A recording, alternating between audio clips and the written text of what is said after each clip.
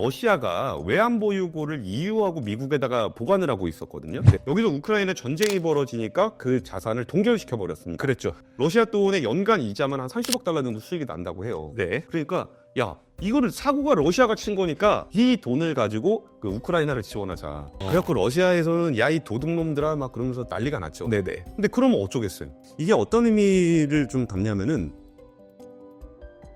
압권 시작합니다. 얼마 전에 미국에서 우크라이나를 지원을 하는데 러시아 돈으로 우크라이나를 지원하겠다. 러시아 돈으로 우크라이나를 지원해요? 네. 미국의 200억 달러를 우크라이나의 차관으로 제공을 하는데 이게 뭐냐면은 러시아가 외환 보유고를 EU하고 미국에다가 보관을 하고 있었거든요. 네. 그러니까 보관을 한다라는 건 저런 겁니다. 일종의 투자 같은 거예요. 뭐 예금을 맡길 때 네. 그러니까 러시아 은행에다만 투자를 하는 게 아니라 예를 들어 달러를 가지고 있을 수도 있고 네. 뭐 유로를 가지고 있을 수도 있잖아요. 그래가지고 이제 러시아의 그 자산, 그러니까 외환 보유고를 해외에다 보관을 하고 있었는데 여기서 우크라이나 전쟁이 벌어지니까 그 자산을 동결시켜 버렸습니다. 그랬죠. 근데 그 돈이 약 3천억 달러 정도가 돼요. 네. 3천억 달러가 있는데 그중에 70%는 유럽 내에 있다. 근데 그 자산을 그 EU하고 그 미국, 나토죠. 네. 이 국가들이 동결을 시켜 버렸습니다. 네. 그리고 이제 그 생각이 드는 거죠. 아니, 지금 러시아가 전쟁을 일으켜가지고 우크라이나가 지금 피해를 받고 있는데 네. 우크라이나를 지원하기 위해서 우리 돈이 들어가네? 러시아가. 아니요. EU하고 미국 입장. 이유가 네네. 그러니까 야, 이거를 사고가 러시아가 친 거니까 러시아 돈을 쓰자. 러시아 돈의 연간 이자만 한 30억 달러 정도 수익이 난다고 해요. 네. 그래가지고 이 돈을 가지고 그 우크라이나를 지원하자.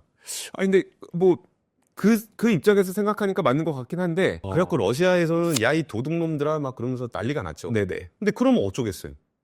동결됐는데. 이미 동결됐는데. 네. 그렇다고 해서 뭐 그 나토에 있는 유럽 국가들을 직접 공격할 수도 없고. 네. 그래가지고 러시아가 지금 굉장히 좀 어려운 상황에 막 열이 받아가지고 막 그러고 있는데 이번에 그 제넷 옐런 재무부 장관이 이게 동결된 러시아 자산에서 얻은 수익을 쓰는데 200억 달러를 차관으로 제공을 할 거고 네. G7에서 전체적으로 500억 달러를 제공하기로 했어요.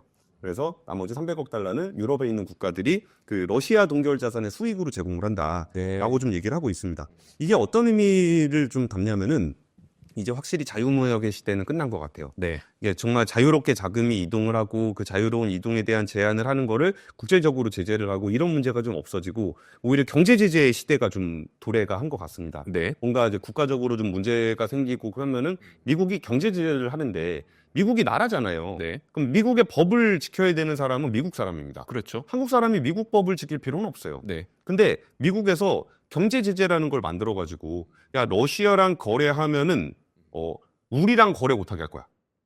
미국과 거래 못하게 할 거야. 네. 그렇게 하게 되면 우리가 달러를 못 쓰게 되죠. 그렇죠. 그러니까 우리가 데미지를 받게 돼요. 네. 근데 이게 정말 남의 얘기가 아닌 게 우리나라에서도 올해 초에 나왔던 얘기인데 김해에 있는 대성국제무역이라는 회사가 있어요. 대성국제무역. 예, 근데 거기가 러시아에다가 밀링 머신을 팔았다. 그 설비, 선반, 공정 설비. 선반이라고 부르는 거죠? 네. 공정 설비를 러시아에 팔았다. 네. 그래가지고 그게 제재 리스트에 올라가지고 거기다 이제 막 제재금도 내야 되고 막 그런 상황이 됐어요. 네. 그러니까 우리나라가 러시아랑 거래를 하는데 미국한테 벌금을 내는 이런. 그러니까 그런 일들이 이제 전 세계적으로 좀 벌어지게 이게 된- 자유무역이 사라졌다는 게 그런 의미군요. 그쵸. 그리고 예전에는 그렇게 거래 못하게 하는 걸 제재했는데 네. 이제는 거래를 하는 거를 제재를 하고 네. 그러면 국제법도 아니고 우리나라 법도 아닌 미국 법에 따라서 우리나라 기업의 거래가 제재를 받게 되는 네. 그런 일들이 이제 생기게 된 거예요. 그래서 이제 그런 생각도 해봤죠. 혹시 암호화폐로 거래하면 어떨까? 될 것 같아요. 네. 암호화폐는 이제 뭐 결제에 미국 달러 쓰는 거 아니니까. 네. 그럼 암호화폐를 쓸 수도 있지 않을까라고 생각을 하고 있는데 지금 미국의 암호화폐 회사들이 네. 엄청나게 많은 제재를 받고 있습니다. 그래요? 근데 제재가 네. 규제로서 제재를 하는 게 아니에요. 미국은 암호화폐를 쓰지 마, 써. 뭐 이런 식으로 제재를 하는 게 아니라 너네가 지금 경제 제재가 돼 있는 안보적인 거래를 안보상의 위협이 될 수 있는 거래를 하지 말라는 규제가 있어요. 네. 근데 암호화폐로 그런 스타일의 거래를 했다. 그러면 제재를 해요. 그러니까 예를 들어서 코인 거래를 하는데 이란이랑 거래하면 안 되는데 너 코인으로 이란이랑 거래했어. 그러면은 그게 뭐 코인법에 따라서 걸리는 게 아니라 네. 경제안보법과 관련한 규정에 따라서 경제 제재를 받게 돼요. 네. 되게 특이하죠. 그러니까 암호화폐는 그런 식으로 뭐 마약이라든지 테러라든지 이런 거래들 많이 이루어지는 걸로 알려져 있잖아요. 그래서 그런 거래가 적발이 되면은 암호화폐로 거래를 해도 제재를 받게 돼요. 아, 그러니까 그 거래하는 것 자체를 규제하지는 않지만 너희가 거래했던 내용이 불법적인 것이다. 아니면 우리나라에게 피해를 준다라고 하면 우린 제재할 거야. 그렇죠. 아, 그러니까 우리가 정한 룰에 따르지 않으면 네. 제재할 거야. 이렇게 돼 있는 건데 그래서 미국은 참 자본주의의 나라인 게 트럼프 후보의 후원금 내역을 보니까 네. 암호화폐 거래소들이 너무 많아요. 네. 그럼 그들이 바라는 건 뭐냐?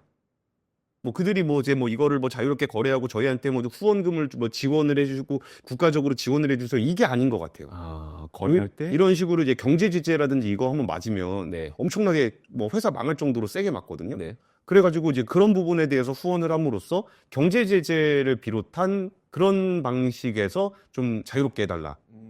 라는 메시지들이 트럼프 대통령에 계속적으로 가고 있는 거예요. 네. 그래서 되게 특이한 걸 하나 봤는데 이 중에 그 암호화폐에 투자를 하는 아폴로 글로벌이라는 회사가 있습니다. 네. 거기가 보니까 루비 자금을 겁나 많이 쓰고 있더라고요. 그래서 이렇게 좀 찾다 보니까 이 사람의 이름으로 제가 구글 검색을 해보니까 네. 이 사람이 미국 재무장관 후보로 거론되던 2명 중에 1명이 이 아폴로 글로벌의 CEO였어요. 아, 그랬습니까? 우와. 트럼프 후보에게 계속적인 자금이 계속 자금 들어가니까 그 사람을 재무장관 후보로 앉힌 거예요. 앉힐 뻔했던 거죠. 그 잔실 뻔한 거죠. 그리고 더 찾아보니까 트럼프 대통령 당선인의 아들 쿠슈너의 회사에 네. 아폴로가 이제 펀드 회사라 그랬잖아요. 네. 1억 8천만 달러를 대출을 해준 적도 있더라고요. 그러면은 여기서 또 달라지는 그림이 네. 이게 바이든 행정부에서는 이제 경제 제재를 굉장히 적극적으로 해서 네. 그 진짜 역대 어느 정부보다 경제 제재를 많이 했습니다. 그런 식으로 이제 중국이라든지 이란이라든지 러시아라든지 이런 데로 올가매는 정책을 썼거든요. 네. 근데 트럼프 행정부에서는 지금과 같이 나오는 것들을 보니까 바이든 행정부는 약간의 가치 지향성이 있었다 그러면 네. 트럼프 행정부는 거래 지향성이 있잖아요. 그렇죠. 그러다 보니까 이 거래 지향적인 부분들에 대해서 후원금을 많이 낸 쪽이 암호화폐 쪽이더라. 네. 암호화폐들 쪽이 경제 제재 위반으로 해서 제재를 많이 받고 있었더라. 그러면 이런 쪽에서의 좀 완화적인 메시지가 나올 수도 있겠다. 라는 생각이 좀 들었고요. 그리고 이제 그 경제 제재와 관련한 얘기들은 미국이 쓸 수 있는 굉장히 다양한 카드 중에 하나예요. 네. 그러니까 경제 제재가 모든 거래를 막 다 잡을 수는 없으니까 한번 걸리면 진짜 엄청 세게 맞거든요. 네. 그러면 트럼프 행정부하고 거래를 하다가 뭐 이렇게 방위비가 됐든 뭘 하다가 뭐가 좀 잘 안 됐다. 그러면 우리나라가 위협받을 수 있는 중요한 주제 중에 하나가 이 경제 제재예요. 네. 그래서 지금 이렇게 돌아가고 있는 판에 대해서 경제 제재, 암호화폐 이런 것들이 굉장히 복합적으로 어떻게 거래를 주고받을 수 있는 것인가가 복잡하게 흘러가고 있기 때문에 네. 이 부분에 대해서 우리가 좀 세심하게 준비할 필요가 있다. 이 얘기를 하기 위해서 오늘 이야기를 준비했습니다.